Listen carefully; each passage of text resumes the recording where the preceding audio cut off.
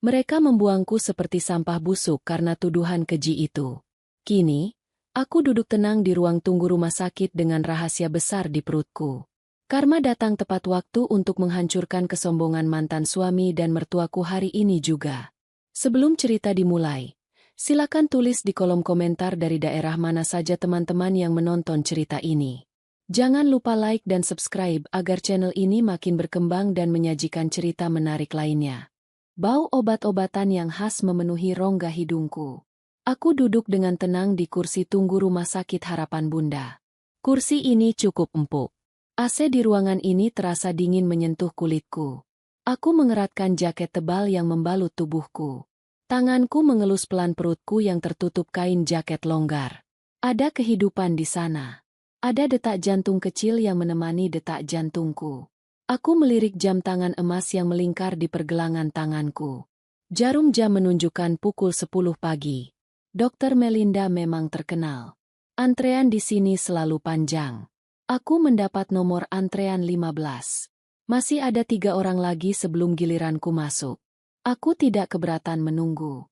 Aku punya waktu seharian. Suamiku, Arga, sedang memarkirkan mobil. Dia bersikeras ingin menemaniku masuk. Namun, dia mendapat telepon penting dari klien bisnisnya di lobi depan. Aku menyuruhnya menyelesaikan urusan itu dulu. Aku bisa menunggu sendiri di sini. Pintu kaca otomatis di depan ruang tunggu terbuka. Suara langkah kaki yang terburu-buru memecah ketenangan ruangan. Aku menoleh secara refleks. Mataku menyipit. Aku mengenali wajah-wajah itu. Wajah-wajah yang pernah mengisi mimpi burukku selama 2 tahun terakhir. Itu Damar, mantan suamiku. Dia terlihat sedikit lebih kurus daripada terakhir kali aku melihatnya. Wajahnya tampak lelah. Lingkaran hitam menggantung di bawah matanya. Di sebelahnya, ada Busari. Mantan mertuaku itu masih terlihat sama. Dia memakai baju batik yang warnanya terlalu mencolok. Wajahnya dipenuhi bedak tebal. Bibirnya bergincu merah menyala. Di sisi lain Damar, ada seorang wanita muda. Itu pasti Bella, istri baru Damar. Perut Bella terlihat rata. Dia memakai gaun ketat yang memamerkan lekuk tubuhnya. Wajahnya cantik, tapi terlihat cemas. Dia terus menggigit bibir bawahnya. Tangan kanannya mencengkeram lengan Damar dengan kuat. Mereka berjalan menuju meja resepsionis. Suara Busari terdengar nyaring. Dia selalu berbicara dengan volume tinggi. Dia tidak peduli orang lain merasa terganggu. "Mbak, kami mau daftar. Anak saya mau periksa kandungan," kata Busari dengan nada sombong. Perawat di meja resepsionis tersenyum sopan. "Sudah buat janji sebelumnya, Bu?" "Sudah dong. Atas nama Bella," jawab Busari cepat. Aku mengamati mereka dari kursiku di pojok ruangan. Majalah kesehatan di tanganku hanya menjadi tameng. Hatiku berdesir. Bukan karena rindu. Bukan juga karena cinta. Ada rasa panas yang menjalar di dadaku. Itu rasa sakit hati yang lama terpendam. Luka itu belum sepenuhnya kering. Mereka selesai mendaftar. Mereka berbalik mencari tempat duduk. Kursi di barisan depan sudah penuh. Hanya ada kursi kosong di deretan belakang. Tepat di seberang tempat dudukku. Mata Busari menyapu ruangan. Tatapannya berhenti tepat di wajahku. Dia terdiam. Matanya membelalak lebar. Mulutnya sedikit terbuka. Dia seperti melihat hantu di siang bolong. Dia menyikut lengan Damar dengan kasar. "Damar, lihat itu," bisik Busari keras. Damar menoleh. Matanya bertemu dengan mataku. Wajahnya langsung pucat. Dia tampak kaget setengah mati. Bella juga ikut menoleh. Dia menatapku dengan tatapan bingung. Mungkin dia tidak mengenaliku secara langsung. Dia hanya tahu namaku dari cerita buruk mereka. Aku tidak menghindar. Aku tidak menunduk. Aku menatap balik mereka dengan dagu terangkat. Aku bukan lagi Indira yang lemah. Aku bukan lagi menantu yang bisa mereka injak-injak. Busari mendengus kasar. Dia menarik tangan Damar dan Bella untuk duduk di kursi seberangku. Jarak kami hanya terpisah satu lorong jalan kecil. Aku bisa mencium aroma parfum murah yang dipakai Busari. Baunya menyengat dan membuatku sedikit mual. Ngapain kau di sini? Suara Busari memecah keheningan di antara kami. Nada bicaranya tajam dan penuh penghinaan. Beberapa pasien lain menoleh ke arah kami. Mereka penasaran. Namun, Busari tidak peduli. Dia menatapku dengan tatapan merendahkan. Matanya menyapu penampilanku dari atas ke bawah. Aku tersenyum tipis. Menunggu giliran, Bu, jawabku singkat. Busari tertawa sinis. Suaranya terdengar seperti gesekan piring pecah. Menunggu giliran? Di dokter kandungan? Jangan mimpi kamu. Damar hanya diam. Dia menunduk memainkan kunci motor di tangannya. Dia tidak berani menatap mataku. Pengecut. Dia selalu menjadi pengecut. Sakit ya? Tanya Busari lagi. Kali ini suaranya lebih keras. Dia ingin semua orang di ruangan ini mendengar. Pasti mau periksa penyakit, kan? Rahimu kan bermasalah. Kering. Tidak bisa membuahkan hasil. Kata-kata itu meluncur lancar dari mulutnya. Kata-kata yang sama yang dia gunakan untuk mengusirku dulu. Rasa perih itu muncul lagi. Tapi aku menahannya. Aku tidak boleh terlihat lemah di depan mereka. Aku ingin bertemu suamiku. Jawabku tenang. Aku sengaja tidak menjelaskan siapa suamiku. Biar mereka menebak-nebak. Busari mendengus lagi. Dia melipat kedua tangannya di dada. Gelang emas imitasi di tangannya berdenting berisik. Oh, jadi kamu sudah nikah lagi? Kasihan sekali laki-laki itu. Dia pasti tertipu. Bella ikut membuka suara. Suaranya terdengar manja dan dibuat-buat. Ibu, siapa sih dia? Ini Indira, Bel, mantan istri Damar yang mandul itu. Yang tidak bisa kasih ibu cucu. Jawab Busari dengan lantang. Dia menekankan kata, mandul, dengan penuh kebencian. Wajahku terasa panas. Tapi aku tetap mempertahankan senyum di wajahku. Aku mengelus tas kulit mahalku. Tas ini hadiah dari Arga bulan lalu. Harganya mungkin setara dengan gaji Damar selama setahun. Tapi mereka tidak tahu itu. Mereka hanya melihat apa yang ingin mereka lihat. Oh, suami barumu mandul juga. Ejek Busari padaku. Matanya menatapku mengejek. Makanya kalian kesini? Mau konsultasi karena sama-sama tidak becus. Aku menatap Busari tepat di manik matanya. Hati-hati kalau bicara, Bu. Kadang ucapan itu doa. Halah, jangan sok bijak kamu. Potong Busari. Lihat menantuku ini, Bella. Dia subur. Cantik. Tidak seperti kamu. Kering kerontang. Damar akhirnya mengangkat wajahnya. Dia menatapku. Ada sorot penyesalan di matanya, tapi tertutup oleh gengsi. Sudahlah, Bu. Jangan ribut di sini. Malu dilihat orang. Kenapa harus malu? Sentak Busari pada anaknya sendiri. Biar dia tahu diri. Dia pikir dia bisa bahagia setelah kita buang? Tidak mungkin. Aku menarik napas panjang. Oksigen terasa tipis di sekitarku karena kehadiran mereka. Aku mengingat kembali semua perlakuan mereka padaku. Hinaan demi hinaan. Fitnah demi fitnah. Mereka menghancurkan hidupku 2 tahun lalu. Mereka mengambil rumahku, harga diriku, dan masa depanku. Tapi lihat aku sekarang. Aku bangkit. Aku berdiri tegak di atas kaki sendiri. Bagaimana kabar ibu? Tanyaku basa-basi. Aku ingin melihat reaksinya. Baik. Sangat baik sejak kamu pergi dari rumah kami. Jawab Busari ketus. Rezeki Damar lancar. Hidup kami tenang. Rumah kami bersih dari pembawa sial sepertimu. Aku mengangguk pelan. Syukurlah kalau begitu. Bella menatapku dengan tatapan tidak suka. Dia merasa tersaingi. Dia sadar penampilanku jauh lebih baik darinya sekarang. Kulitku terawat. Pakaianku bermerek. Rambutku tertata rapi. Dulu, saat menjadi istri Damar, aku tidak punya waktu untuk merawat diri. Aku sibuk mengurus rumah, memasak, mencuci, dan melayani semua keinginan Busari. Uang belanja dari Damar tidak pernah cukup untuk membeli kosmetik. Sekarang, Arga memanjakanku seperti ratu. Kamu sendiri ngapain masih di sini? Tidak dipanggil-panggil. Tanya Bella sinis. Jangan-jangan kamu cuma numpang duduk karena di luar panas. Busari tertawa lagi. Bisa jadi, Bel. Dia kan tidak punya uang. Mana mampu bayar dokter Melinda. Dokter ini mahal. Aku hampir tertawa mendengar ucapan mereka. Mereka tidak tahu bahwa Arga adalah salah satu investor di rumah sakit ini. Aku mendapat pelayanan VIP. Tapi aku diam saja. Waktunya belum tepat. Pintu ruang praktik terbuka. Seorang perawat keluar membawa map status pasien. Dia memanggil nama pasien urutan 12.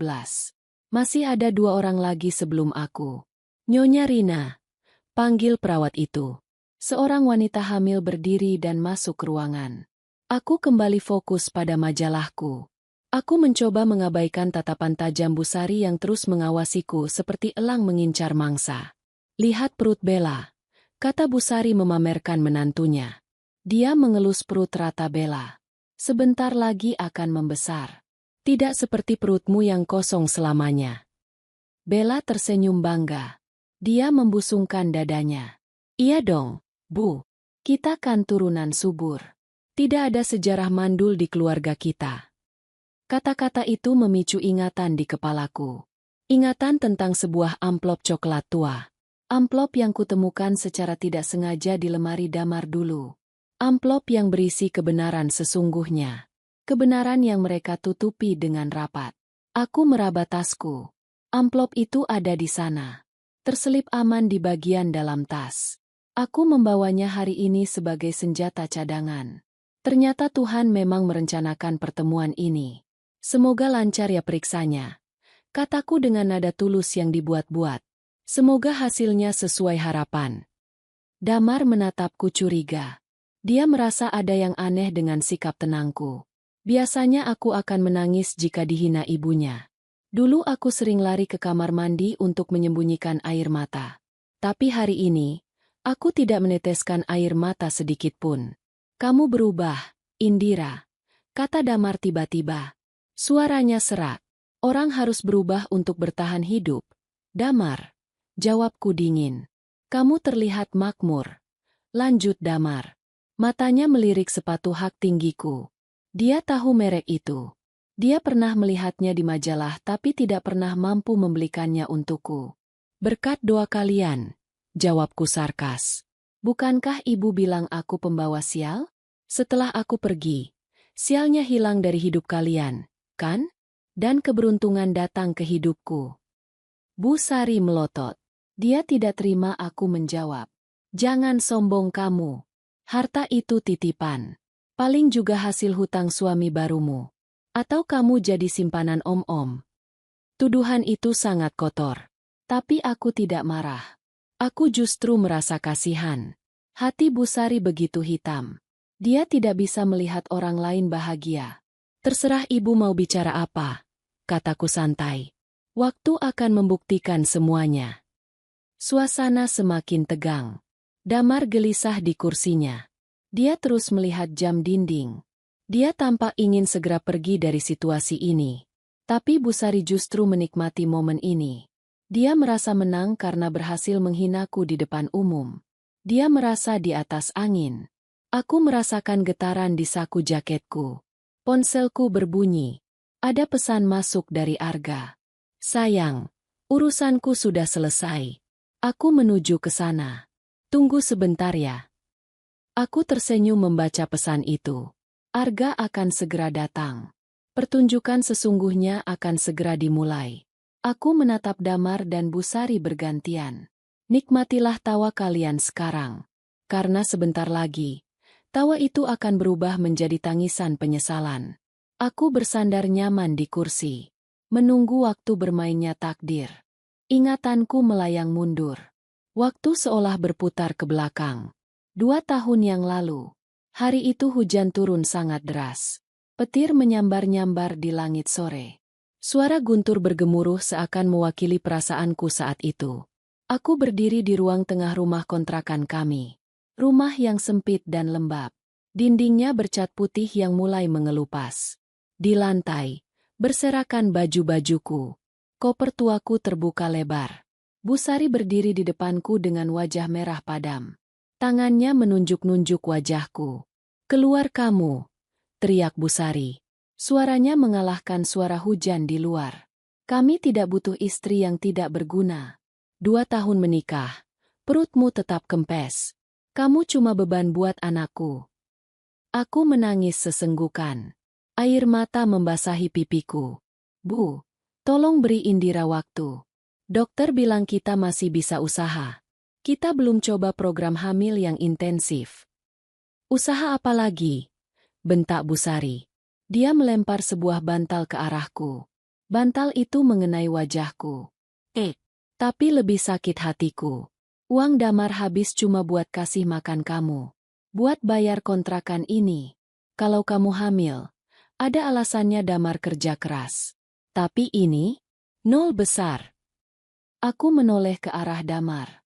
Suamiku itu duduk di sofa usang di pojok ruangan. Dia merokok dengan santai. Asap rokok mengepul di sekelilingnya. Dia sama sekali tidak membelaku. Dia diam saja melihat ibunya mengamuk. "Mas, tolong bicara sama ibu." Pintaku memohon. "Jangan usir aku. Mas, aku mau tinggal di mana?" Damar membuang puntung rokoknya ke lantai. Dia menginjaknya sampai mati.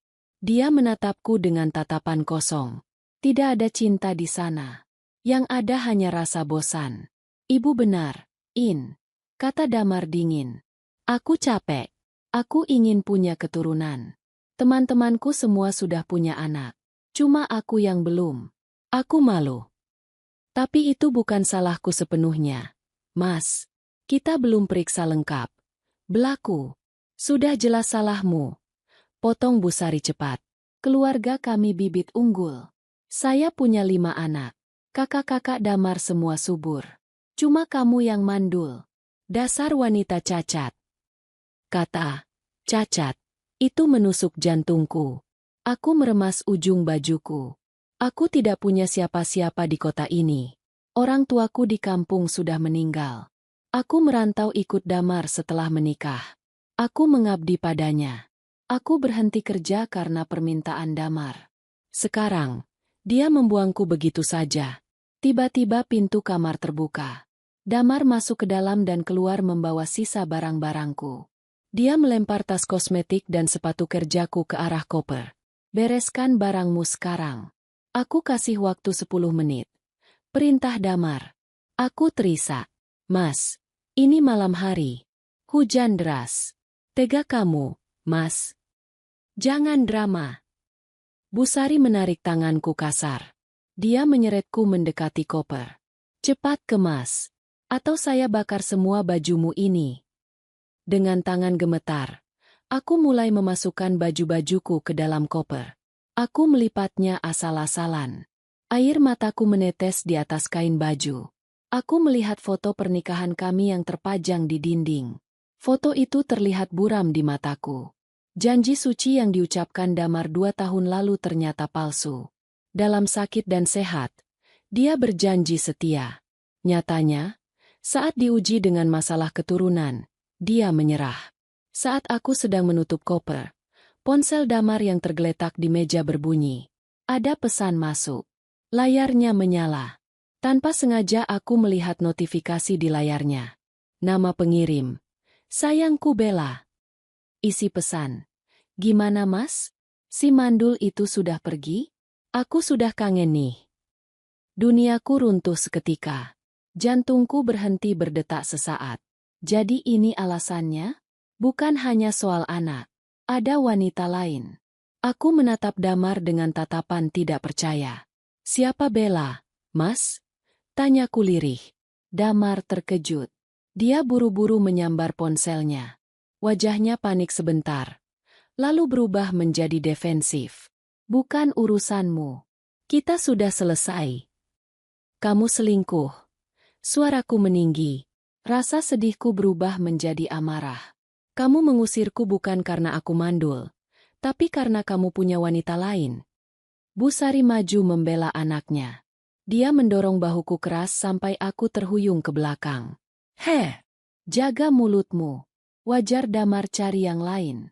Kamu tidak bisa kasih apa yang dia mau. Bella itu wanita sempurna. Dia janji akan kasih Damar anak laki-laki. Kalian jahat. Desisku. Kalian manusia tanpa hati. Pergi. Teriak Damar. Dia menyeret koperku keluar pintu. Dia melemparkannya ke halaman rumah yang becek. Koperku terguling di lumpur. Aku mengejar koperku. Hujan langsung membasahi tubuhku. Dingin menusuk tulang. Aku berdiri di tengah hujan, menatap dua orang yang pernah kuanggap keluarga itu. Mereka berdiri di teras rumah yang kering. Mereka menatapku dengan tatapan jijik. Jangan pernah kembali lagi ke sini, ancam Busari. Awas kalau kamu berani minta harta Gonogini. Kamu tidak punya hak apa-apa. Kamu cuma numpang hidup selama ini. Aku yang bantu bayar cicilan motor Mas Damar pakai uang tabunganku. Teriakku melawan suara hujan. Aku yang lunasi hutang ibu di warung. Itu kewajibanmu sebagai istri. Balas Busari tak mau kalah. Anggap saja itu uang sewa kamu tinggal di sini. Damar menutup pintu rumah dengan keras. Bunyi, bam, yang nyaring mengakhiri pernikahan kami. Lampu teras dimatikan. Mereka membiarkanku dalam kegelapan. Aku sendirian. Basah kuyup. Kedinginan. Di saku celanaku hanya ada dompet tipis berisi uang Rp50.000.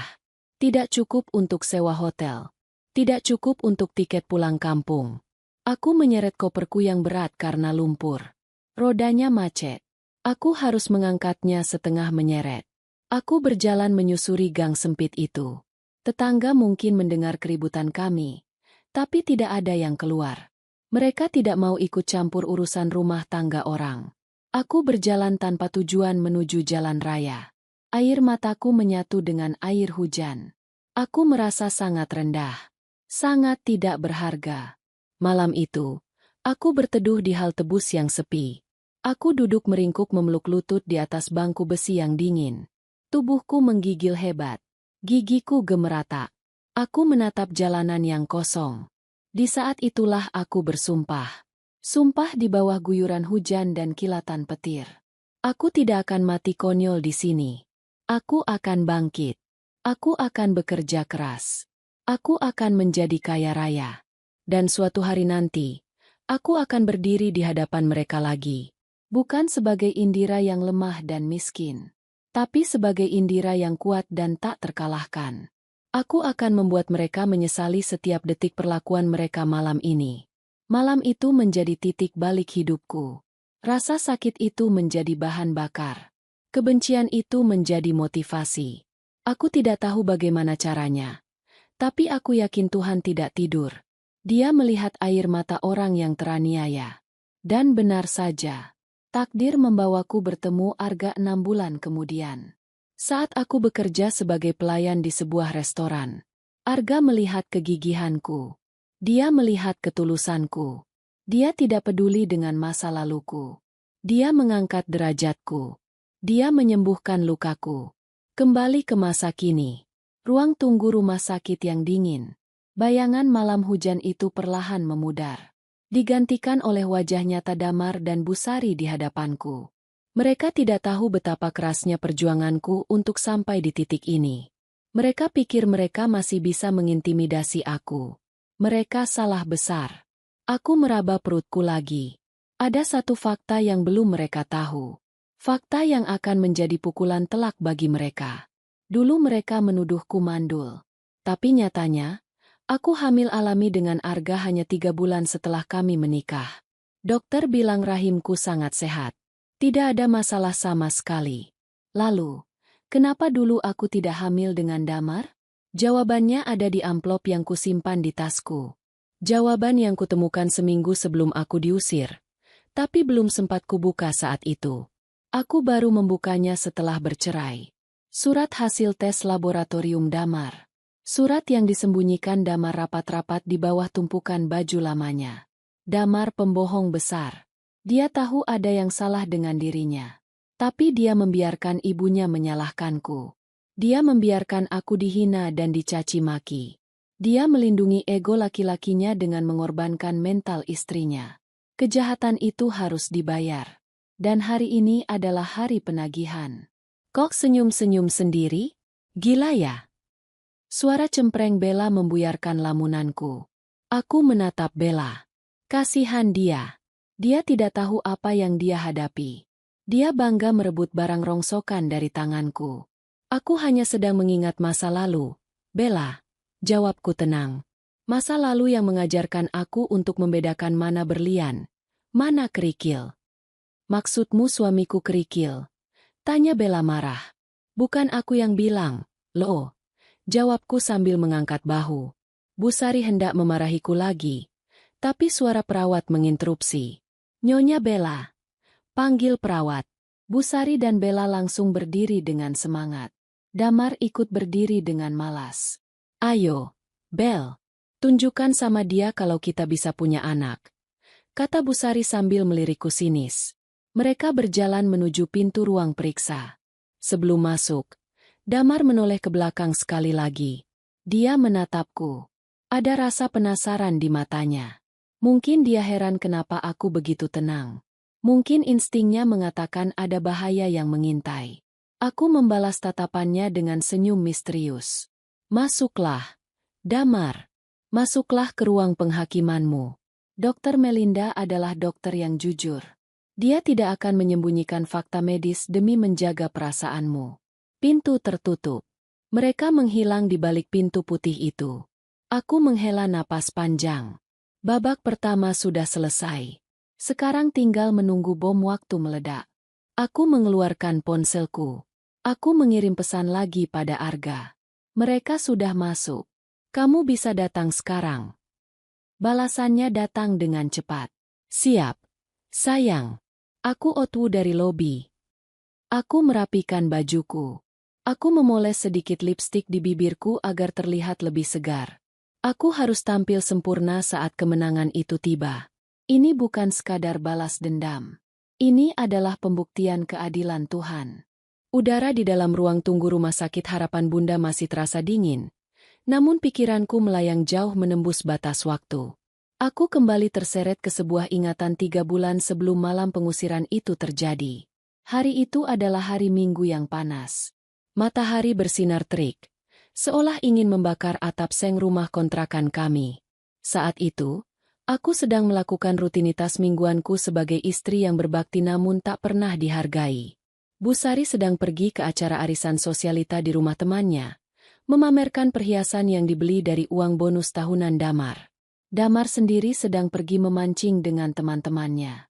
Aku sendirian di rumah, ditemani tumpukan cucian kotor dan debu yang sepertinya tidak pernah habis.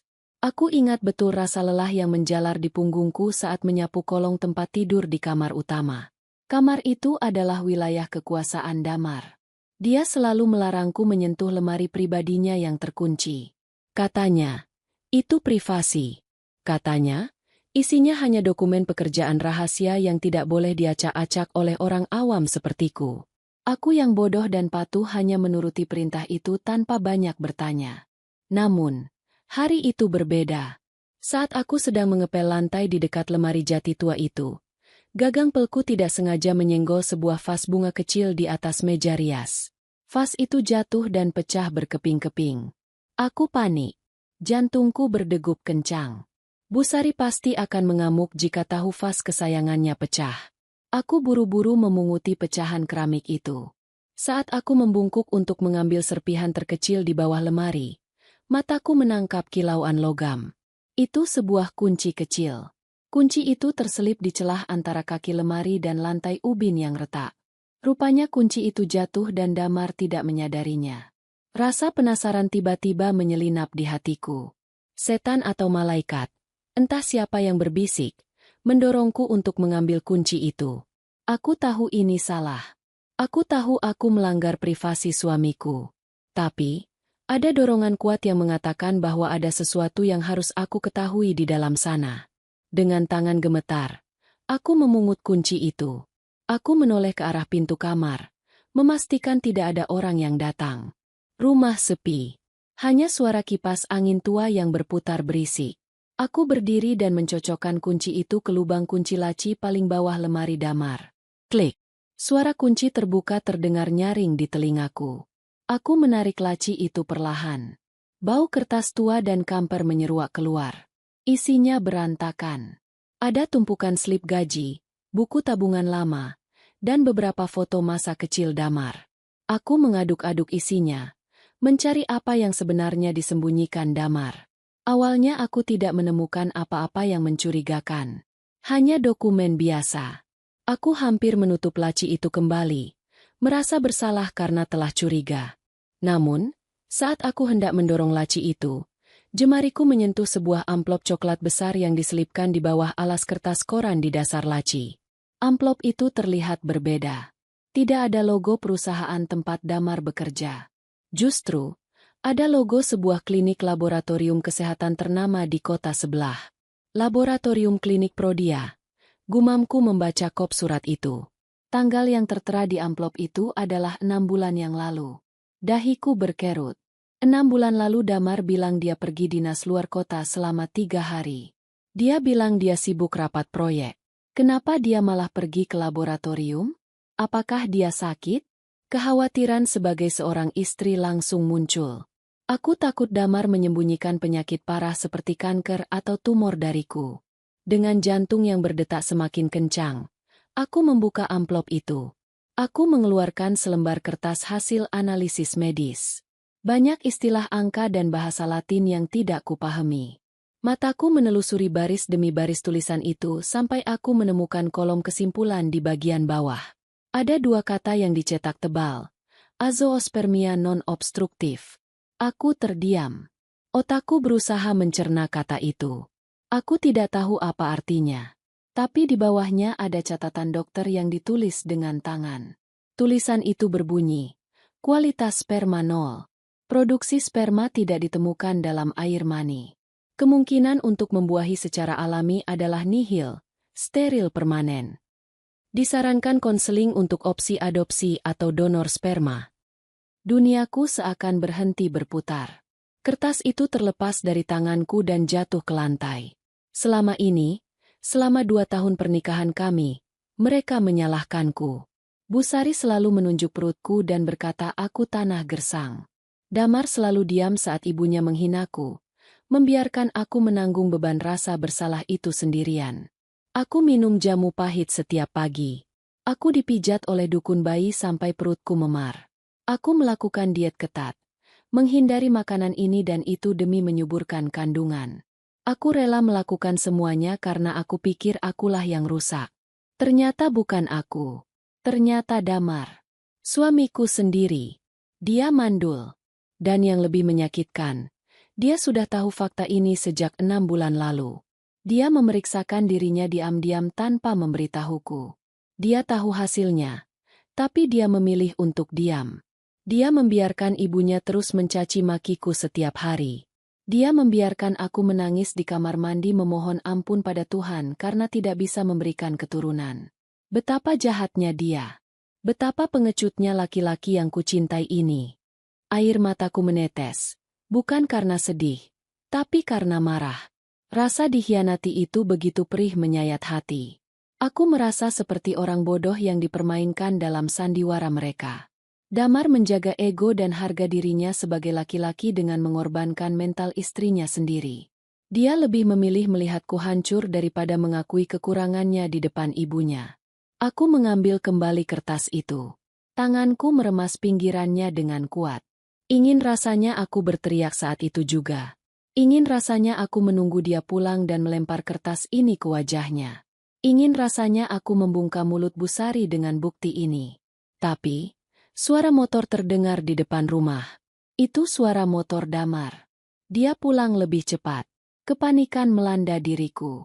Aku tidak bisa menghadapinya sekarang. Aku belum siap. Pikiranku masih kacau. Aku belum punya rencana. Jika aku konfrontasi sekarang, dia pasti akan menyangkal.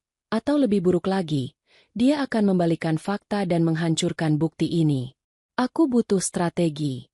Aku butuh waktu untuk berpikir. Dengan gerakan kilat, aku memasukkan kembali kertas itu ke dalam amplop. Tapi aku tidak mengembalikannya ke laci. Aku berlari ke kamarku sendiri, ke lemari pakaianku yang berisi baju-baju lusuh. Aku menyelipkan amplop itu di antara lipatan kain batik peninggalan almarhumah ibuku. Itu tempat paling aman yang aku punya. Tidak ada yang pernah menyentuh baju-baju lamaku.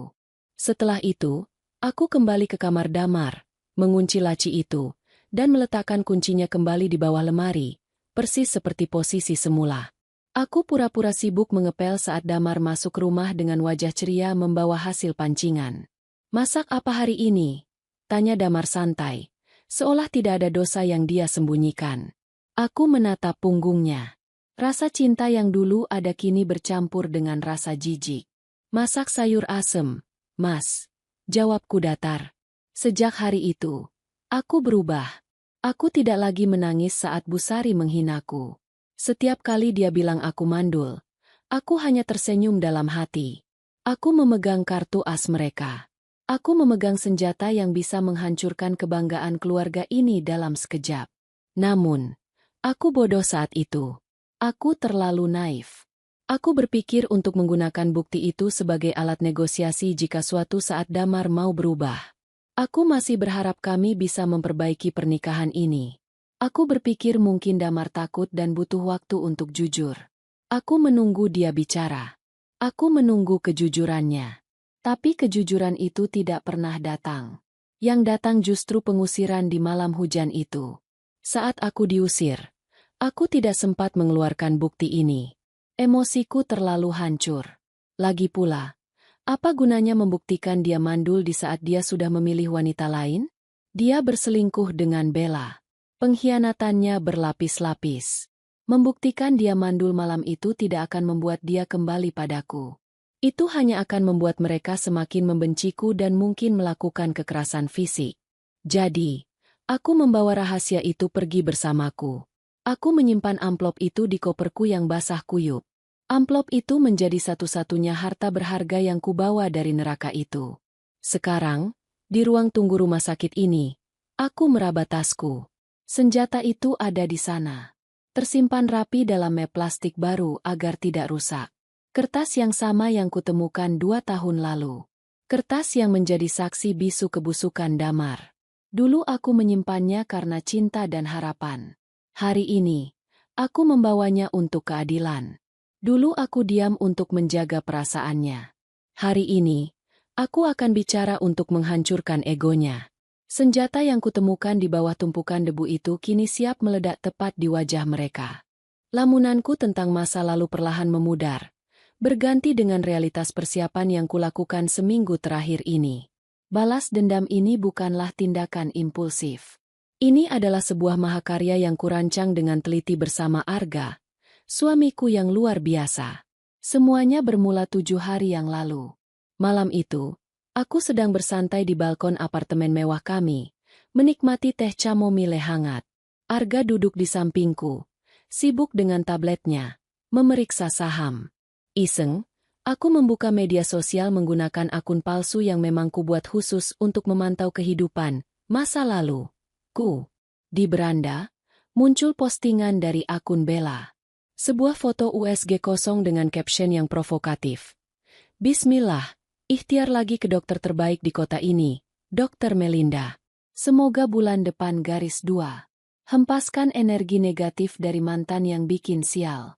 Doakan ya teman-teman." Darahku mendidih membaca tulisan itu. Bella masih saja menyindirku. Padahal aku sudah hilang dari hidup mereka selama 2 tahun. Dia menandai lokasi rumah sakit Harapan Bunda dan menyebutkan tanggal serta jam praktek yang akan dia datangi minggu depan. "Kenapa, sayang? Kok mukanya ditekuk begitu?" tanya Arga lembut. Dia meletakkan tabletnya dan membelai rambutku. Aku menoleh padanya. Arga adalah kebalikan dari Damar. Dia matang, bijaksana, dan sangat protektif. Aku tidak pernah menyembunyikan masa laluku darinya. Dia tahu semua tentang Damar, Bu Sari, dan tuduhan mandul itu. Dia juga tahu tentang surat medis yang kusimpan. "Lihat ini, Mas," kataku sambil menyodorkan ponselku. Arga membaca postingan itu. Rahangnya mengeras. Dia tidak suka ada orang yang menyakiti istrinya, walau hanya lewat tulisan di dunia maya. Mereka masih belum sadar juga ya? Sudah hidup pas-pasan, sombongnya masih selangit. Mas, mereka mau ke dokter Melinda minggu depan, kataku pelan. Sebuah ide gila mulai tumbuh di kepalaku. Dokter Melinda itu dokter kandungan kita juga, kan? Arga mengangguk. Iya. Kenapa? Kamu mau ganti dokter? Tidak, jawabku cepat. Mataku menatap tajam ke arah Arga. Aku mau jadwal kontrol kehamilanku dimajukan. Aku mau di hari yang sama, jam yang sama dengan mereka. Arga terdiam sejenak. Dia menatapku dalam-dalam, mencoba menyelami isi hatiku. Kamu mau ketemu mereka? Aku mau mengakhiri ini, Mas. Aku mau mereka tahu bahwa aku tidak mandul. Aku mau mereka tahu siapa yang sebenarnya rusak. Aku punya buktinya, kataku sambil menunjuk ke arah laci meja kerjaku di mana surat medis damarku simpan. Kamu yakin siap mental, Indira? Bertemu mereka bisa membuka luka lama? Tanya Arga khawatir. Dia menggenggam tanganku erat. Aku sudah sembuh, Mas. Berkat kamu.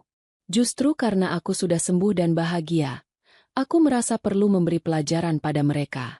Bukan karena dendam buta, tapi agar mereka berhenti menyebar fitnah. Selama mereka masih berpikir aku mandul, mereka akan terus menjadikan aku kambing hitam atas ketidakbahagiaan mereka. Arga tersenyum bangga. Dia mencium punggung tanganku. Baiklah, kalau itu mau ratuku, aku akan dukung 100%. Kita buat skenario yang cantik. Aku kenal pemilik rumah sakit itu. Kita bisa dapat akses VIP, tapi kita akan masuk lewat pintu reguler biar mereka lihat kita. Malam itu, kami menyusun rencana. Arga menelepon asisten pribadinya untuk mengatur ulang jadwal pertemuan bisnisnya agar dia bisa menemaniku. Dia juga memastikan aku mendapatkan nomor antrean yang berdekatan dengan perkiraan jam kedatangan Bella. Hari-hari berikutnya kuhabiskan dengan persiapan mental dan fisik. Aku pergi ke salon, merawat diri dari ujung rambut sampai ujung kaki. Aku ingin tampil sempurna. Penampilan adalah senjata pertama. Aku ingin saat mereka melihatku, mereka melihat sosok wanita sukses yang jauh dari bayangan, menantu kumuh yang dulu mereka hina. Aku memilih pakaianku dengan hati-hati. Bukan gaun pesta yang berlebihan, tapi setelan kasual yang elegan dan mahal. Jaket trench coat warna krem dari merek desainer terkenal, tas kulit asli, dan sepatu hak tinggi yang nyaman. Aku ingin memancarkan aura, old money, kekayaan yang tenang namun mengintimidasi. Malam sebelum hari H, aku membuka brankas kecil di rumah kami. Di sana, tersimpan amplop coklat tua itu. Aku mengeluarkannya dan membacanya sekali lagi. Kertasnya sudah agak menguning, tapi tintanya masih jelas. Azoospermia. Satu kata yang akan meruntuhkan kesombongan Busari. Satu kata yang akan membuat Bella sadar bahwa dia menikahi tong kosong yang nyaring bunyinya. Masih sakit bacanya? Tanya Arga yang tiba-tiba berdiri di pintu kamar. Aku menggeleng. Tidak sakit, Mas. Cuma ironis. Kertas ini seharusnya menyelamatkan pernikahanku dulu. Tapi sekarang kertas ini justru akan membebaskan aku sepenuhnya dari bayang-bayang mereka. Bawa itu besok, kata Arga tegas. Jika mereka berani menghinamu satu kata saja, gunakan itu. Jangan ragu, aku akan berdiri di belakangmu. Kalau Damar macam-macam, dia berurusan denganku. Dan inilah kami sekarang. Rencana itu berjalan mulus. Skenario pertemuan di ruang tunggu terjadi persis seperti dugaanku. Mereka datang dengan kesombongan khas mereka. Mereka langsung menyerangku dengan kata-kata pedas. Arga mengirim pesan lagi. Aku masuk 5 menit lagi. Biarkan mereka merasa menang sebentar lagi. Semakin tinggi mereka terbang, semakin sakit jatuhnya. Aku tersenyum menatap layar ponsel. Arga benar. Biarkan Busari berkoar-koar tentang kesuburan menantunya. Biarkan Bella memamerkan perut ratanya. Biarkan Damar merasa aman dalam kebohongannya. Aku menarik napas dalam-dalam, mengisi paru-paruku dengan ketenangan. Aku mengelus perutku yang kini sudah mulai membuncit sedikit. meski tertutup jaket. Anakku, kamu akan menjadi saksi betapa kuatnya ibumu. Kamu tidak akan pernah merasakan penghinaan seperti yang ibu rasakan dulu. Ayahmu Arga dan ibu akan melindungimu. Pintu ruang periksa Dr. Melinda masih tertutup rapat. Di dalamnya, aku bisa membayangkan apa yang terjadi. Dr. Melinda adalah profesional yang ketat. Dia pasti akan melakukan USG pada Bella, lalu menanyakan riwayat suami. Dia akan menyarankan tes sperma jika belum hamil dalam waktu lama. Tapi aku punya kejutan yang lebih cepat. Begitu mereka keluar, dan begitu dokter mengumumkan hasilnya, aku akan menyempurnakan kehancuran mereka dengan kertas tua ini. Strategiku sederhana. Biarkan mereka menghina sampai puas. Sudah terlaksana. Tunggu hasil pemeriksaan dokter yang akan mematahkan klaim kehamilan Bella. Sedang berlangsung.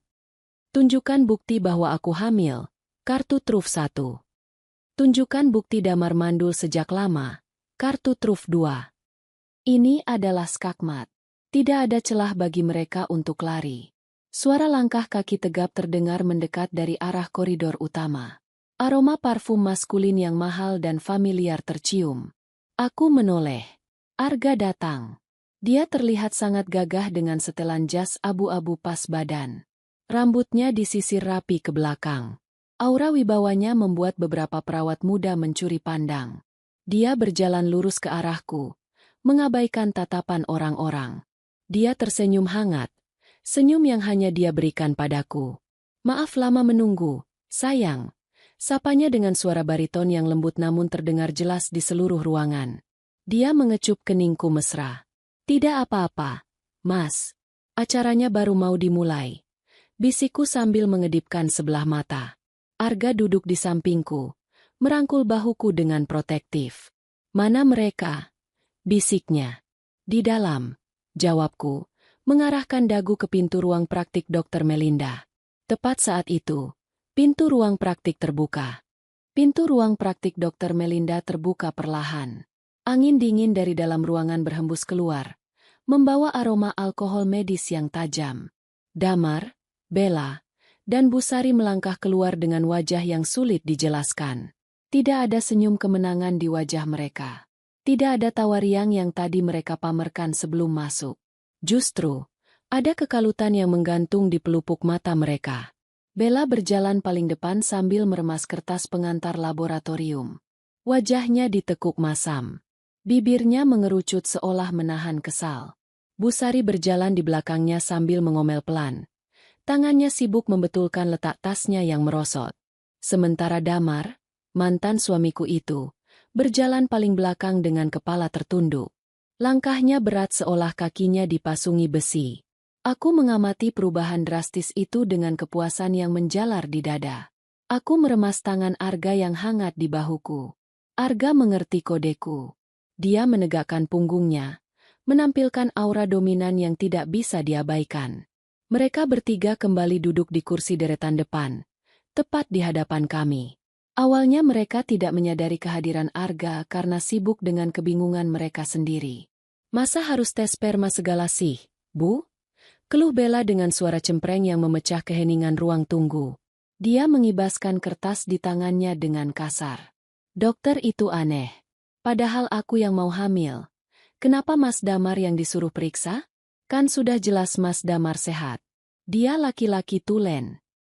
Jantungku berdesir. Umpan sudah dilempar oleh dokter. Sekarang giliranku menarik kailnya. Bu Sari langsung menyahut dengan nada defensif. Dokter Melinda itu cuma cari uang tambahan. Bel, biasalah rumah sakit. Mereka mau memeras kita dengan tes-tes yang tidak perlu. Damar itu anak ibu. Ibu tahu dia sehat walafiat. Kakak-kakaknya saja anaknya 5 semua. Mana mungkin Damar bermasalah? Damar diam saja. Wajahnya semakin pucat. Keringat dingin mulai muncul di pelipisnya meski ruangan ber-AC sangat dingin. Dia tahu, jauh di lubuk hatinya, dia tahu momok itu datang menghantuinya lagi. Aku berdehem pelan, cukup keras untuk menarik perhatian mereka. Ada masalah? Kok mukanya ditekuk semua? Katanya tadi mau pamer hasil positif. Bu Sari menoleh cepat. Matanya melotot saat melihat laki-laki gagah yang duduk di sampingku. Arga menatap Busari dengan tatapan dingin dan tajam, membuat nyali wanita tua itu sedikit menciut. Namun, gengsi Busari terlalu tinggi untuk runtuh begitu saja. Indira, masih di sini kamu? Cibir Busari, mencoba menutupi kegugupannya. Matanya melirik Arga dari ujung kaki ke ujung kepala, menilai harga setelan jas yang dikenakan suamiku. Oh, ini suami barumu? Ganteng juga. Tapi sayang, pasti nasibnya sama sialnya kayak Damar dulu, dapat istri mandul. Arga tersenyum miring. Senyum yang berbahaya. Maaf, Bu. Koreksi sedikit. Istri saya tidak mandul. Dan tolong jaga bicara Anda. Ini tempat umum, bukan pasar ikan. Suara Arga berat dan berwibawa. Busari terdiam sejenak. Dia tidak terbiasa dilawan oleh laki-laki dengan aura kekuasaan seperti Arga. Damar biasanya hanya diam atau menunduk jika ibunya bicara. Siapa bilang pasar ikan? Busari membalas ketus. Tapi volumenya mengecil. Saya cuma bicara fakta. Mantan menantu saya ini memang rusak. Aku tertawa renyah. Tawa yang kubuat sesantai mungkin. Ibu, masih saja menyangkal. Tadi saya dengar Bella bilang dokter minta tes sperma ya? Wah, itu prosedur standar kalau dokter curiga ada masalah di pihak laki-laki. Loh, jangan sok tahu kamu. Bentak Bella. Dia menatapku nyalang. Mas Damar itu perkasa. Tidak mungkin dia yang bermasalah. Dokter cuma mau memastikan saja. Benarkah? Aku memiringkan kepalaku, menatap Damar lurus-lurus. Tatapanku menusuk langsung ke bola matanya yang gelisah. Damar, kamu tidak lupakan sejarah kesehatanmu? Atau kamu tidak pernah cerita sama istrimu yang cantik ini? Damar tersentak. Dia mengangkat wajahnya. Matanya memancarkan sinyal memohon agar aku diam. Indira, tolong. Desisnya pelan. Cerita apa? Sambar Bella curiga. Dia menoleh ke arah Damar. Mas, ada apa sih? Kamu sembunyikan sesuatu. Tidak ada, sayang. Jangan dengarkan si gila ini. Elak Damar cepat. Tangannya gemetar saat mencoba memegang tangan Bella. Kita pulang saja yuk. Kita cari dokter lain. Dokter ini tidak becus. Loh, kok pulang? Potongku cepat. Aku tidak akan membiarkan mereka kabur. Sayang lo, sudah bayar mahal. Lagi pula, tes sperma itu cepat kok hasilnya. Kenapa takut? Damar? Kalau kamu merasa jantan, seperti kata ibumu, buktikan saja. Masuk ke lab, keluarkan sampel, selesai. Kecuali, kamu takut hasilnya nol. Kata nol menggema di udara. Damar membeku. Wajahnya berubah dari pucat menjadi seputih kertas. Dia seperti maling yang tertangkap basah. Busari yang tidak terima anaknya di pojokan langsung berdiri. Dia menunjuk wajahku dengan telunjuknya yang keriput. Jaga mulutmu ya. Kamu ini dendam kesumat sama anak saya karena dicerai. Jangan sebar fitnah. Anak saya sehat. Kamu yang mandul. Kamu. Arga berdiri perlahan. Tingginya yang mencapai 180 cm membuat Busari harus mendongak. Arga tidak perlu berteriak. Dia hanya berdiri tegap melindungi aku. Ibu, panggil Arga dengan nada rendah yang mengintimidasi. Istri saya bicara baik-baik. Kami hanya memberi saran medis. Saya baca banyak artikel. Pria yang terlihat sehat di luar, belum tentu sehat di dalam. Apalagi kalau punya riwayat gaya hidup tidak sehat atau kelainan genetik. Indira hanya peduli. Peduli apanya? Dia mau menghancurkan rumah tangga anak saya. Teriak Busari histeris. Beberapa satpam mulai mendekat. Tapi Arga memberi kode tangan agar mereka menahan diri. Arga adalah donatur di sini. Satpam pun segan padanya. Aku menarik lengan jas Arga agar dia duduk kembali. Permainan mentalku belum selesai. Aku mengambil sebuah majalah kesehatan yang ada di meja. Aku membukanya sembarangan. Pura-pura membaca. Di sini tertulis, Bacaku dengan suara lantang. Ciri-ciri pria infertil seringkali tidak terlihat secara fisik. Namun, salah satu tandanya adalah ketidakmampuan membuahi pasangan dalam kurun waktu 1 tahun meski aktif berhubungan. Penyebabnya bisa karena azoospermia, yaitu kondisi di mana tidak ada sperma sama sekali dalam cairan mani. Aku menutup majalah itu dan menatap Bella dengan tatapan kasihan. Kasihannya, wanita yang menikah dengan pria seperti itu. Dia akan terus berharap, minum obat penyubur, disuntik hormon, padahal suaminya yang kosong. Sia-sia pengorbanannya. Bella mulai termakan omonganku. Wajahnya tampak ragu. Dia melepaskan tangan Damar. Mas, kenapa kamu diam saja? Jawab dong. Kamu sehat kan? Damar tergagap. Iya Bel, aku sehat. Kamu tahu kan kita sering melakukannya. Aku normal. Seksualitas dan kesuburan itu dua hal berbeda. Damar, selaku tajam. Kamu bisa saja hebat di ranjang. Tapi kalau yang keluar cuma cairan kosong, ya percuma. Itu namanya menembak tanpa peluru. Bu Sari semakin panas. Dia merasa kehormatan keluarganya diinjak-injak. Cukup. Ayo Damar. Bella, kita pulang. Jangan ladeni orang gila ini. Kalau kalian pulang sekarang tanpa tes, kataku tenang namun menekan. Itu sama saja kalian mengakui kalau Damar memang bermasalah. Bella akan selamanya dihantui rasa penasaran. Dan ibu akan selamanya hidup dalam penyangkalan. Bella menahan langkahnya. Dia menatap mertuanya, lalu menatap suaminya. Indira benar, Bu. Mas, kita sudah di sini. Kenapa harus takut tes kalau memang Mas Damar sehat? Aku capek dituduh tetangga kalau aku yang mandul. Aku mau bukti kalau suamiku sehat. Biar aku tenang. Skakmat psikologis. Aku berhasil memutarbalikkan keadaan. Sekarang Bella yang menuntut pembuktian. Bel, biayanya mahal. Alasan Damar lemah. Arga tertawa kecil. Dia mengeluarkan dompet kulitnya dan mengambil selembar kartu hitam. Kalau masalah biaya, biar saya yang bayar tesnya.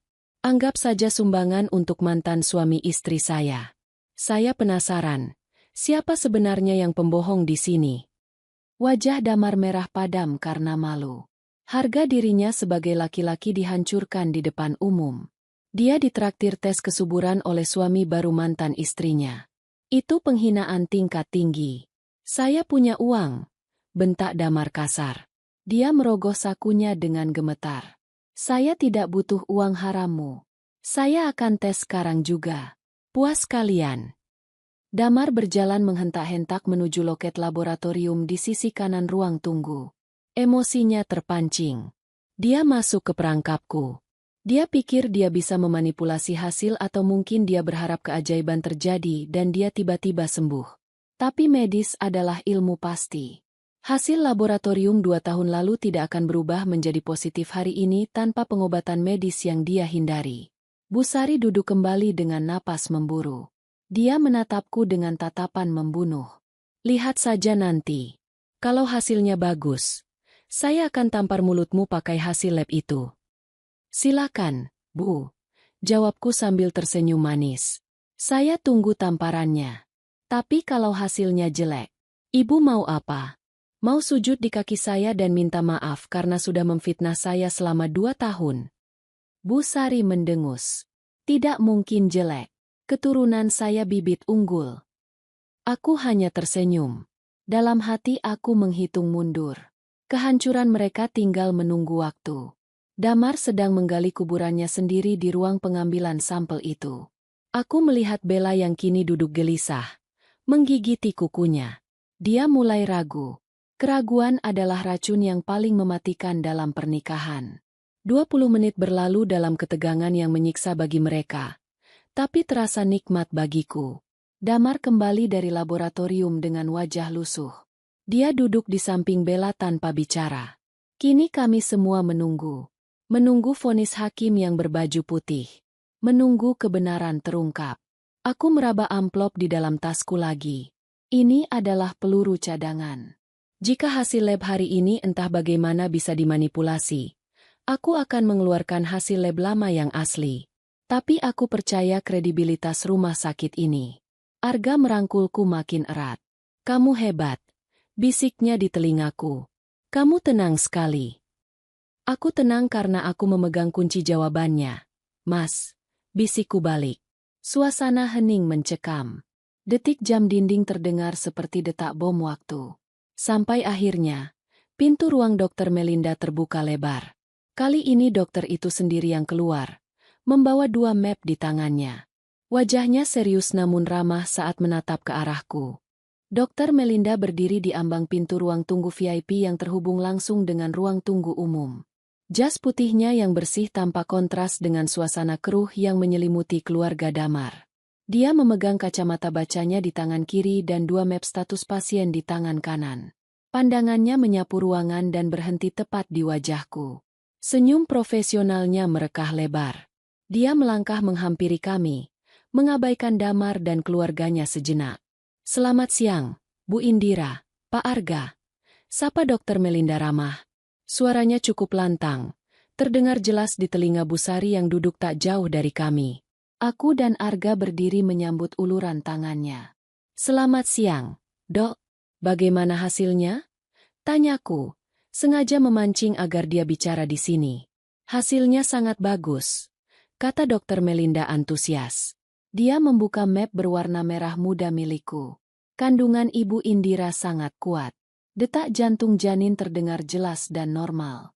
Usia kandungan sudah masuk minggu ke-12. Ukurannya sesuai target. Dan yang paling membahagiakan, dari posisi janin, kemungkinan besar ini laki-laki, Pak Arga. Selamat ya. Kalimat itu bagaikan petir di siang bolong bagi Bu Sari. Mulutnya menganga lebar. Matanya nyaris keluar. Dia menatap perutku yang tertutup jaket. Lalu menatap wajahku dengan ekspresi tidak percaya. Laki-laki? Gumam Bu Sari lirih. Seolah kata itu adalah mantra terlarang. Cucu laki-laki adalah obsesi terbesarnya. Dan sekarang, mantan menantu yang dia buang justru mengandung anak laki-laki dari pria lain. Arga tersenyum lebar. Merangkulku penuh kasih sayang. Alhamdulillah. Terima kasih, Dok. Kami sangat bahagia. Sama-sama. Vitaminnya diminum terus ya, Bu. 2 minggu lagi kontrol. Pesan Dokter Melinda. Kemudian, suasana berubah drastis. Senyum di wajah Dokter Melinda menghilang saat dia memutar tubuhnya menghadap Damar, Bella, dan Bu Sari. Wajahnya berubah menjadi topeng profesional yang dingin dan tegas. Dia memegang map berwarna biru, hasil tes cepat yang baru saja dilakukan Damar. Untuk Bapak Damar dan Ibu Bella, kata Dokter Melinda dengan nada datar. Damar berdiri dengan lutut gemetar. Bella ikut berdiri. Wajahnya penuh harap-harap cemas. Bu Sari menahan napas. Gimana, Dok? Menantu saya hamil kan? Anak saya sehat kan? Serbu Bu Sari tidak sabar. Dokter Melinda menghela napas panjang. Dia menatap Damar sekilas.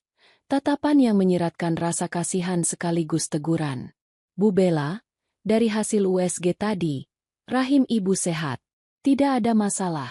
Namun, alasan ibu belum hamil selama setahun ini bukan ada pada ibu. Bella mengerutkan kening. Maksud dokter? Dokter Melinda membuka map biru itu dan menunjukkannya pada Damar.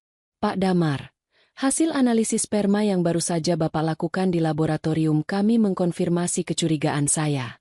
Hasilnya menunjukkan azoospermia. Jumlah sperma dalam sampel Bapak adalah 0. Hening. 1 detik. 2 detik.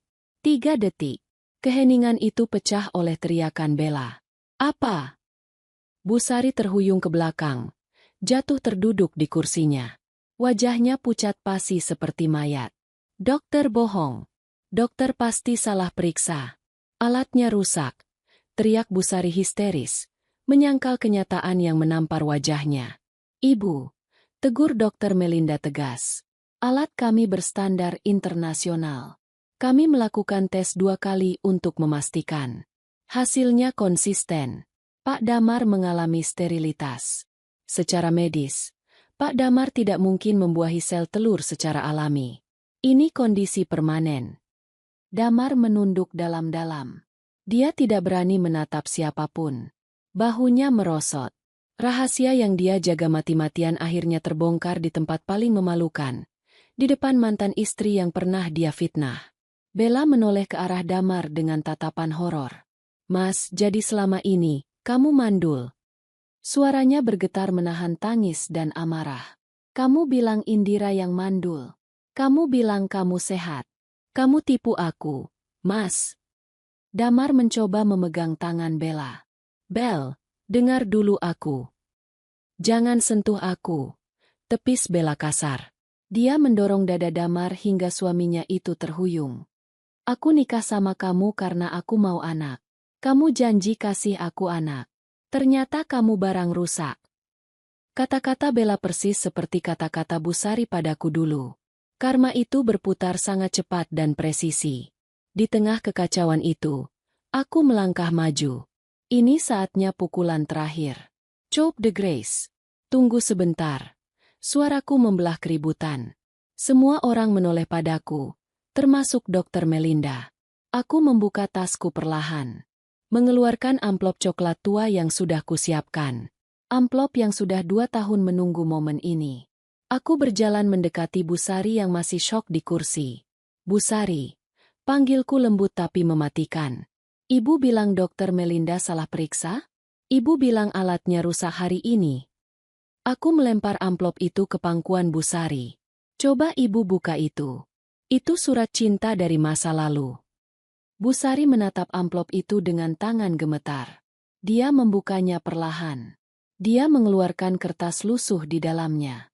Matanya menyipit membaca tulisan di kertas itu. "Kop surat laboratorium klinik Prodia.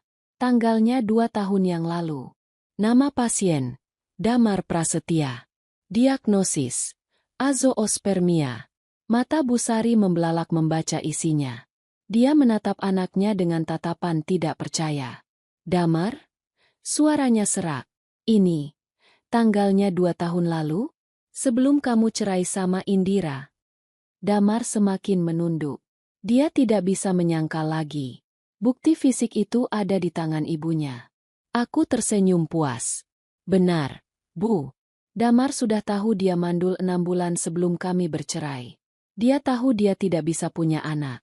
Tapi apa yang dia lakukan? Dia diam saja saat ibu memaki-maki saya setiap hari. Dia diam saja saat ibu mengusir saya di tengah hujan. Dia membiarkan saya menanggung aib kemandulan dia sendirian." Aku menatap Damar dengan tatapan jijik. "Kamu bukan cuma mandul fisik, Damar. Kamu juga mandul hati nurani." Bella merebut kertas itu dari tangan Busari. Dia membacanya sekilas lalu berteriak histeris. Dia memukuli dada Damar dengan tas tangannya. "Penipu. Kamu penipu. Kamu jebak aku. Kamu tahu kamu mandul tapi kamu nikahi aku. Kamu hancurkan masa mudaku." Keributan itu menarik perhatian seluruh pengunjung rumah sakit. Pasien lain mulai merekam kejadian itu dengan ponsel mereka. Damar hanya bisa pasrah dipukuli istrinya di depan umum. Busari menangis meraung-raung. Bukan karena sedih, tapi karena malu. Kebanggaannya hancur lebur. Dia sadar bahwa selama ini dia membuang berlian demi memungut kerikil. Dan kerikil itu ternyata anak kandungnya sendiri. Dia telah mengusir menantu yang baik dan subur demi ego semu. "Indira." Busari mencoba memanggilku.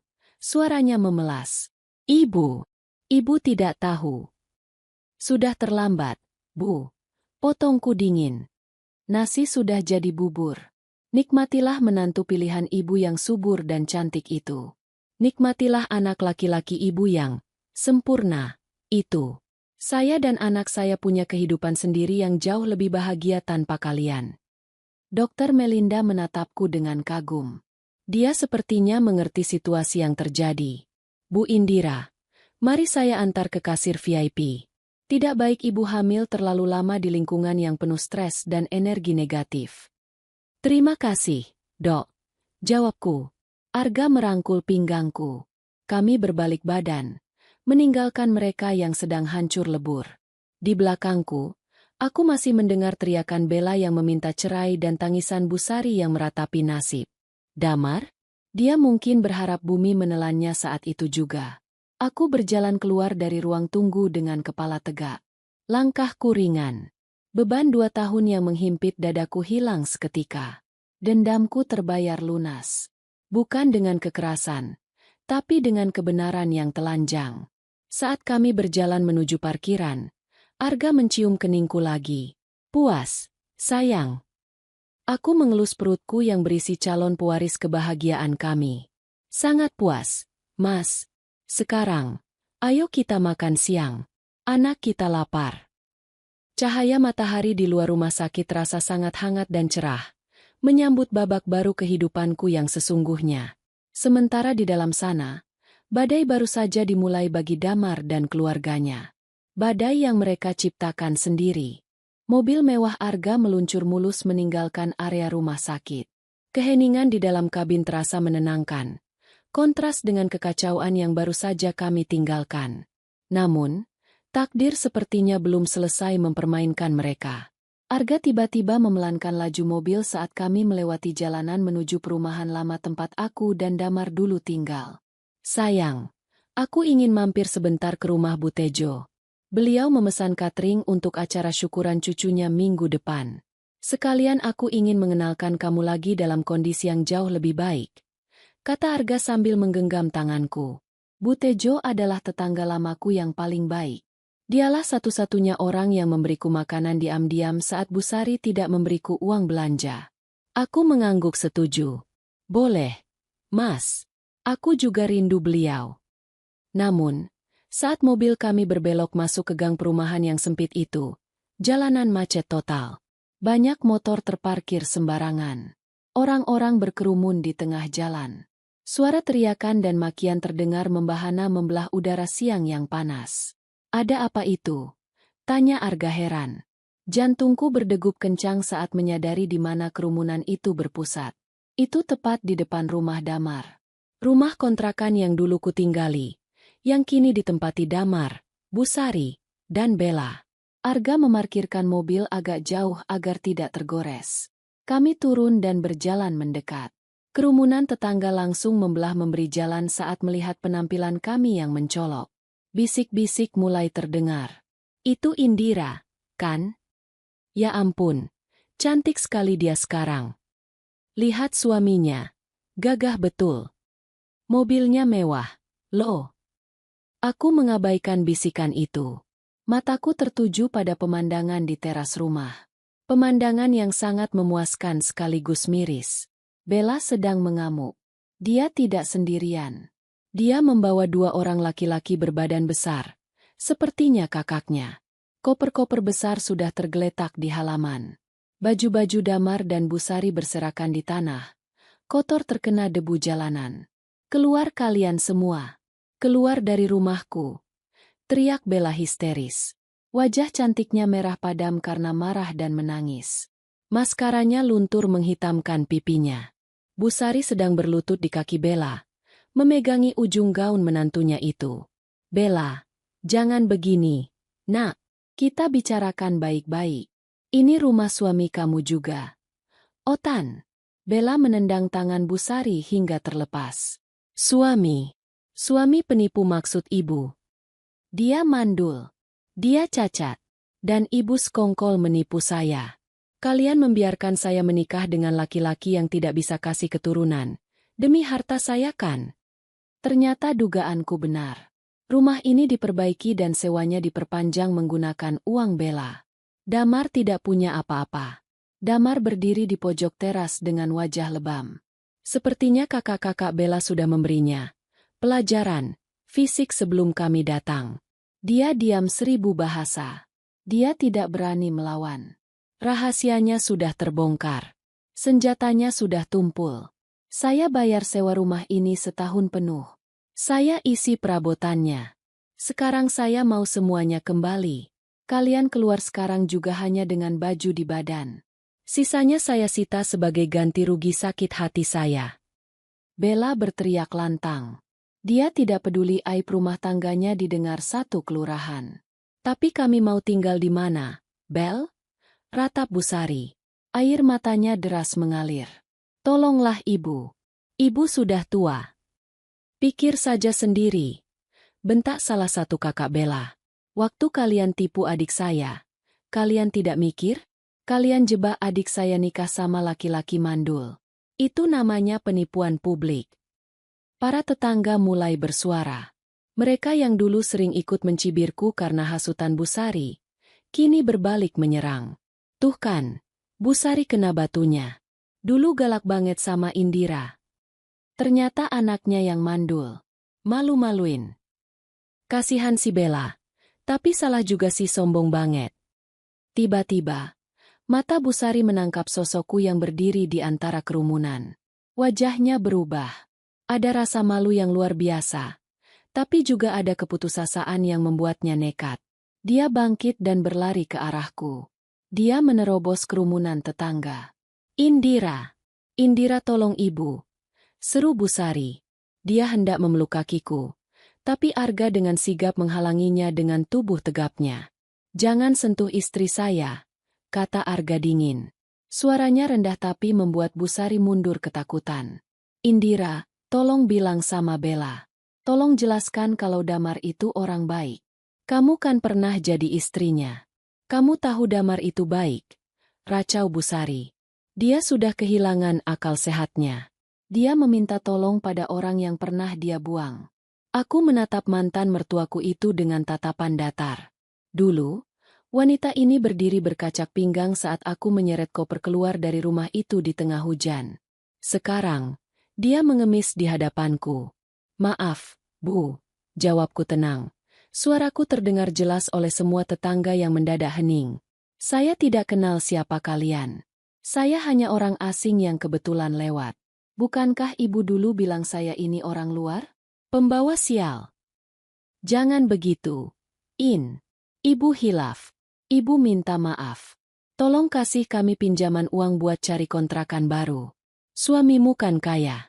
Pasti uang segitu kecil buat kalian. Pinta Bu Sari tanpa tahu malu. Para tetangga menyoraki Bu Sari. Tidak tahu malu. Arga tertawa sinis. Dia merangkul pinggangku erat. Ibu, uang saya memang banyak. Tapi 1 rupiah pun haram hukumnya jatuh ke tangan orang yang sudah menyakiti istri saya. Kalian menuai apa yang kalian tanam. Bella yang melihatku, berjalan mendekat. Dia tidak memarahiku. Justru dia menatapku dengan tatapan sesama korban. Meski ada gengsi di matanya. Kamu menang, Indira, kata Bella serak. Kamu beruntung bisa lepas dari keluarga parasit ini lebih awal. Saya bodoh baru sadar sekarang. Anggap saja pelajaran mahal, Bella, jawabku singkat. Setidaknya kamu belum punya anak dari dia. Kamu masih bisa mulai lagi. Bella mengangguk kaku. Dia berbalik badan menghadap Damar. Dengar itu Damar. Besok pengacara saya akan kirim surat cerai. Jangan harap dapat 1 sen pun harta gono gini.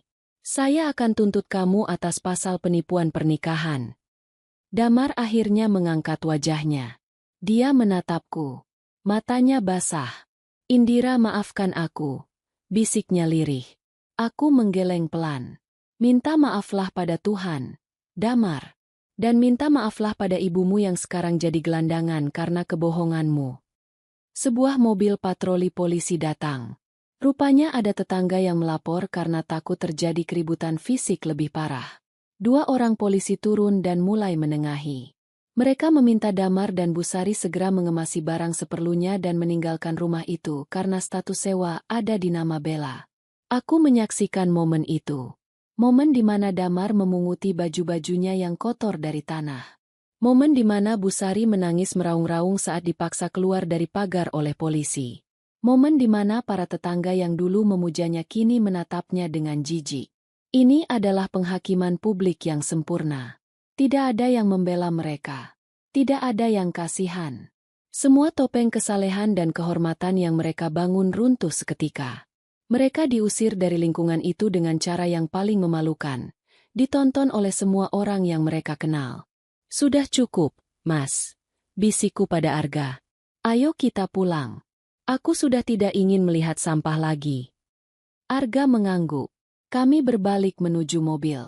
Di belakang kami, Suara tangisan Bu Sari masih terdengar menyayat hati, bersahutan dengan makian Bella. Tapi suara itu makin lama makin mengecil seiring tertutupnya pintu mobil kami yang kedap suara. Di dalam mobil, aku mengelus perutku. Anakku, kamu tidak akan pernah mengenal kakek nenek dan ayah seperti mereka. Kamu aman. Kami melewati Bu Tejo yang berdiri di pinggir jalan. Aku membuka kaca mobil sebentar dan melambaikan tangan. Bu Tejo tersenyum lebar dan mengacungkan jempolnya padaku. Itu adalah tanda kemenangan. Pengakuan dari masa lalu bahwa aku telah berhasil. Langit sore mulai berwarna jingga. Matahari terbenam menjadi latar belakang runtuhnya sebuah keluarga yang sombong, sekaligus menjadi awal dari kedamaian batinku yang seutuhnya. 6 bulan telah berlalu sejak kejadian menggemparkan di rumah sakit dan pengusiran di perumahan itu. Waktu berjalan begitu cepat ketika kita hidup dalam kebahagiaan. Pagi ini, sinar matahari masuk melalui celah gorden sutra di kamar kami. Aku terbangun dengan perasaan yang sangat ringan, meski tubuhku terasa berat. Perutku kini sudah sangat besar. Usia kandunganku memasuki bulan ke-9. Dokter Melinda bilang, jagoan kecil kami bisa lahir kapan saja dalam minggu ini. Aku menoleh ke samping. Arga masih tertidur pulas. Wajahnya terlihat damai. Dia baru pulang larut malam tadi setelah mengurus ekspansi bisnis propertinya keluar pulau. Meski sibuk, dia tidak pernah melewatkan satupun jadwal kontrol kehamilanku. Dia adalah suami siaga yang sempurna. Aku bangun perlahan, menopang punggungku yang pegal. Aku berjalan menuju balkon kamar yang menghadap ke taman belakang. Di bawah sana, para pelayan sedang sibuk mempersiapkan dekorasi. Hari ini kami mengadakan acara syukuran 7 bulanan yang sedikit terlambat, digabung dengan doa bersama menjelang persalinan. Rumah kami yang besar dan megah terasa hidup. Bunga-bunga segar didatangkan langsung dari Bandung. Catering terbaik sudah mulai menata meja prasmanan. Ini adalah kehidupan yang dulu hanya berani kulihat dalam mimpi. Ponselku bergetar di atas meja rias. Ada pesan masuk dari Bu Tejo. Sejak pertemuan terakhir itu, aku sering bertukar kabar dengannya. Assalamualaikum, Enduk Indira. Semoga lancar ya acaranya hari ini. Maaf ibu tidak bisa datang karena lutut lagi kumat. Oh ya, ibu cuma mau kasih kabar. Tadi pagi ibu lihat mantan mertuamu di pasar. Aku tertegun sejenak. Sudah lama aku tidak mendengar kabar tentang mereka. Rasa penasaranku muncul. Waalaikumsalam, Bu Tejo. Terima kasih doanya. Kabar apa, Bu? Mereka tinggal di mana sekarang? Tak lama kemudian, Bu Tejo mengirimkan sebuah foto. Foto yang diambil diam-diam dari kejauhan. Di foto itu, terlihat seorang wanita tua yang kurus dan berantakan. Rambutnya memutih dan tidak terurus. Dia duduk di pinggir jalan pasar becek, menggelar tikar plastik kecil. Di atas tikar itu ada beberapa ikat sayuran layu dan bumbu dapur eceran. Itu Bu Sari, mantan mertuaku yang dulu selalu memakai perhiasan emas dan baju batik mencolok, kini berjualan sayur sisa di pinggir pasar. Wajahnya terlihat tua 10 tahun lebih dari usianya. Tatapannya kosong. Pesan Bu Tejo masuk lagi. Katanya Damar sakit-sakitan. Enduk. Dia kerja serabutan jadi kuli panggul di pasar induk, tapi sering dipecat karena fisiknya lemah dan sering batuk darah. Bella benar-benar menghabisi mereka. Semua aset disita. Mereka sekarang tinggal di petakan sempit dekat bantaran sungai yang sering banjir. Aku menatap foto itu lama. Ada rasa ngilu di hati, tapi bukan rasa sakit karena dendam. Itu rasa kasihan pada sesama manusia yang kehilangan arah. Karma telah bekerja dengan cara yang sangat brutal dan teliti. Mereka yang dulu menghina kemiskinanku, kini merasakan kemiskinan yang jauh lebih parah. Mereka yang dulu menghina rahimku, kini hidup tanpa harapan masa depan. Damar, laki-laki yang dulu kupuja, kini menjadi kuli panggul yang sakit-sakitan. Kehormatan yang dia jaga dengan kebohongan, justru menghancurkan hidupnya sendiri. Andai saja dulu dia jujur, mungkin kami bisa mencari solusi bersama. Mungkin kami bisa adopsi anak dan hidup sederhana tapi bahagia. Tapi kesombongan telah menutup mata hatinya. Sedang lihat apa, sayang? Suara Arga mengejutkanku. Dia memelukku dari belakang, meletakkan dagunya di bahuku. Tangannya yang hangat mengelus perut buncitku. Aku memperlihatkan foto itu pada Arga. Arga melihatnya sekilas, lalu menghela napas. Tuhan Maha Adil. Indira, jangan terlalu dipikirkan. Itu jalan hidup yang mereka pilih sendiri. Aku tidak memikirkannya, Mas. Aku hanya bersyukur. Jawabku jujur. Bersyukur Tuhan menyelamatkan aku dari sana. Bersyukur Tuhan mempertemukan aku denganmu. Arga memutar tubuhku pelan agar menghadapnya. Dia menatap mataku lekat-lekat. Aku yang bersyukur. Kamu wanita terkuat yang pernah aku kenal. Kamu ibu yang hebat untuk anak kita. Tiba-tiba, aku merasakan tendangan kuat dari dalam perutku. Rasanya nyeri tapi membahagiakan. Aduh! Kenapa? Kontraksi. Arga panik seketika.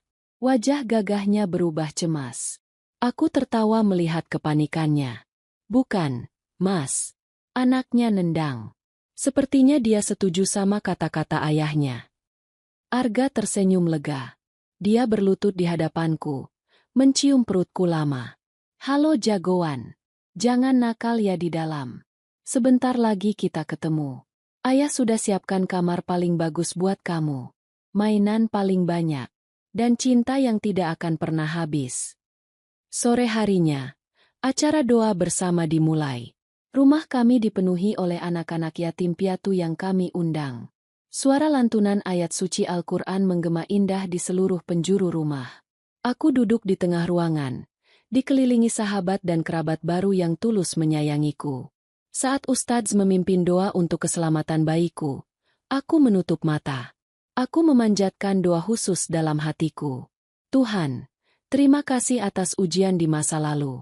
Terima kasih atas rasa sakit itu. Karena rasa sakit itulah yang membawaku ke sini.